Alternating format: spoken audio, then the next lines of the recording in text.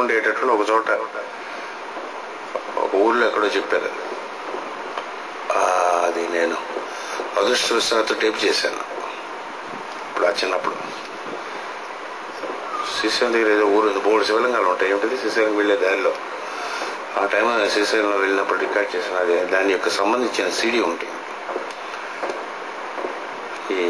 ఈ నారదుని యొక్క పురోజన వృత్తాంతం గురించి మాస్టర్ గారు ఇచ్చిన డైరెక్ట్ సీడీ ఉంటుంది.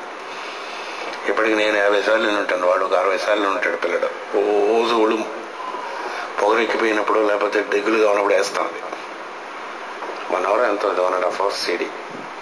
వాడిని అడిగి కాపీలు తీసుకుని అప్పుడప్పుడు వింటూ ఉండండి ఇంటి దగ్గర. పరమ పవిత్రమైనటువంటి ఉపదేశం అది. ఈ లోకం నాకేం చేసింది ఇలాంటివన్నీ డైలాగ్ వస్తుంది సార్. ఇది వాసుదేవ ఉపాసన తెలియకపోతే.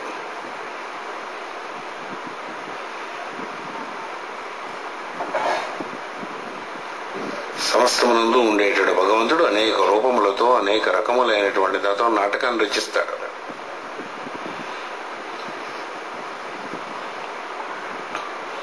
నాటకమునందు నాయకుడు ప్రతినాయకుడు ఉంటాడు, విలన్ ఉంటాడు, మోసం చేసేవాళ్ళు ఉంటారు, లేకపోతే రసోత్తమంగా కట్టదు. అది రామాయణం నందు మందరం ఉంటుంది,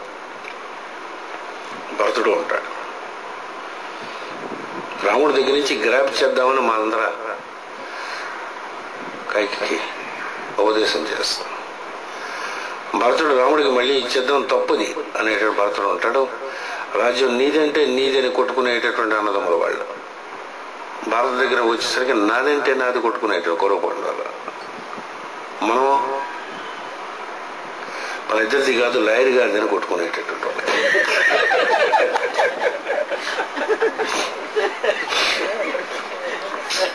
నానే మీరు డిస్ప్యూట్ అండి, మీరు కోర్టు ఏం పర్లేదు సార్, 500తో స్టార్ట్ అవుతుంది సార్ అంటాడు. 500 పెట్టిస్తాడు.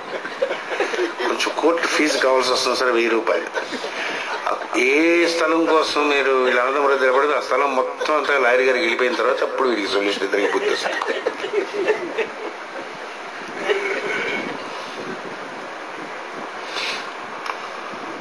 యువధర్మాన్ని పెట్టి అలా ఉంటాం.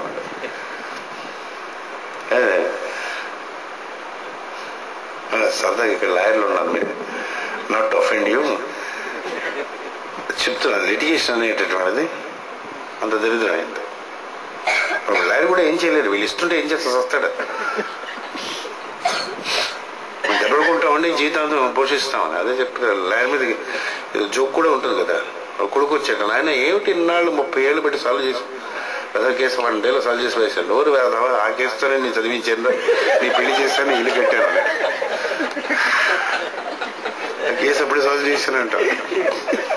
జోక్ ఉంటుంది. ఇప్పుడు చదువు మొత్తం అని దానివల్ల అయ్యాను కేసులను, సరే ఇంకోటి పట్టుకుందాంలే అని అనుకున్నాడు.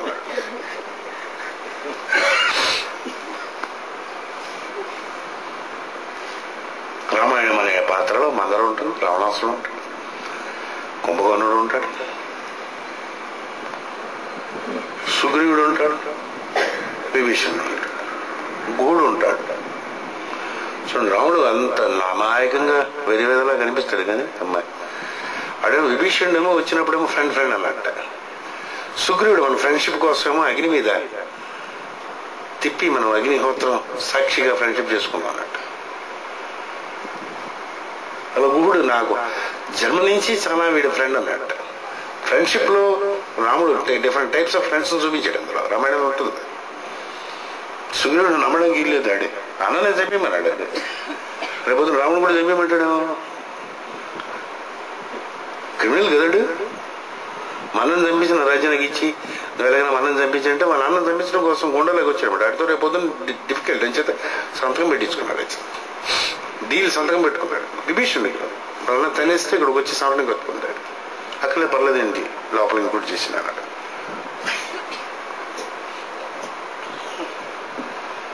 అరే తేడా వస్తుంది. సుగ్రీవుడు కూడా మాట్లాడాడు, నువ్వు మాట్లాడకూడదు అంటాడు. అవును వదిలేసి వచ్చాడు, ఏదో మాట్లాడు సుగ్రీవుడు, నమ్మకూడదు, నువ్వు మాట్లాడకూడదు అంటాడు. ఆంజనేయ స్వామి కూడా విభీషణ గురించి ఏదో మాట్లాడతారు, అక్కర్లేదు తీసుకుంటారు.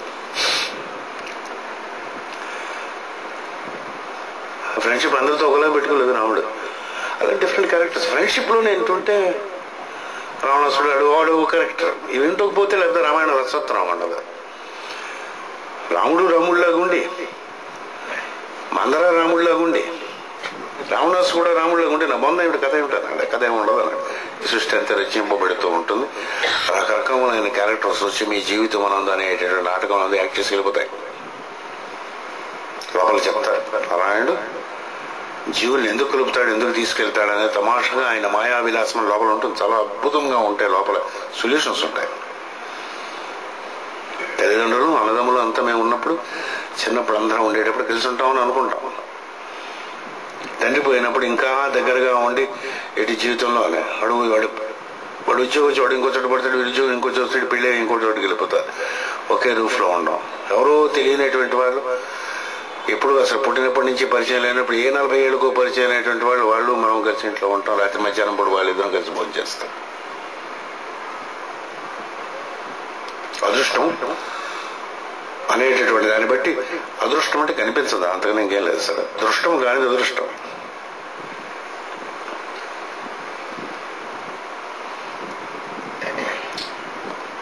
ఆ క్యారెక్టర్స్ ఉంటాయి, వాటి మీద కామెంట్ చేయకూడదు అన్నాడు.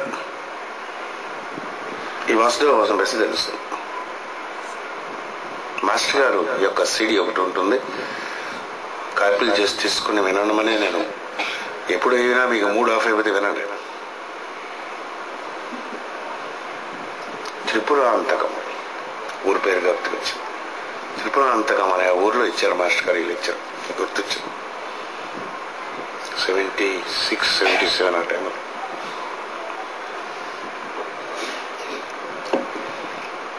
నారదుని పూర్వజన్మ వృత్తాంతం చెప్పుకుంటూ బతివి ఇంకొక లెక్చరు భద్రాచలంలో ఇచ్చారు. ఆ టైంలో నేను రాష్ట్రంలో ఇన్స్పైర్ అయిపోయి ఎక్కడ పడితే అక్కడ చెప్పిస్తుండేవారు మాస్టర్ గారు అన్నమాట. అదే కదా, ఇంతకన్నా మంచి కథ ఇంకేం లేదు. అప్పుడు నేను 4-5 సార్లు ఆయన లెక్చర్లో విన్నా. రాస్తున్నప్పుడు నేను ఉన్నాను, దీని ప్రూఫ్లు నేనే దిద్దాను. ఈ ఫస్ట్ బుక్ మెడ్రాస్లో ప్రింట్ అయింది. మెడ్రాస్లో అప్పుడు ఉండేవాడిని నేను. 3 సార్లు ఈ ప్రూఫ్ దిద్దాను. చేత ఏం చేయమన్నాడు? పాప పుణ్యముల యందు కామక్రోధముల యందు ప్రసరించినప్పుడు మరపగలుగుతుంది వస్తుడు గోయిందా అన్నాడు. చూచివానిలోనున్న జాగ్రత్తగా వినండి. పూర్వార్జితములైన కామక్రోధన వాసనల లోతును అనుసరించి ఎదుటి వారి ప్రవర్తనలో పాపములు కలుగుతుంది. మనం ఎంత డెప్త్లో వెదపలు చేసాం, అంత డెప్త్లో నీచంగా మనం బిహేవ్ చేసాం, అంత డెప్త్గా అవతల వాళ్ళలో నీచత్వం కనిపిస్తుంది.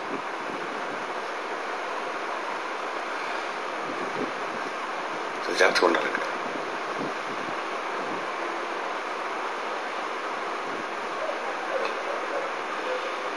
వెంటనే చూసువానిలో కూడా ఉన్నంత లోతులో అదే ప్రవర్తన రేకెత్తున్నాయి. ఇక వాసుదేవుడు ఎక్కడ? మాస్టర్ గొప్ప జోకేస్తారు మధ్యలో.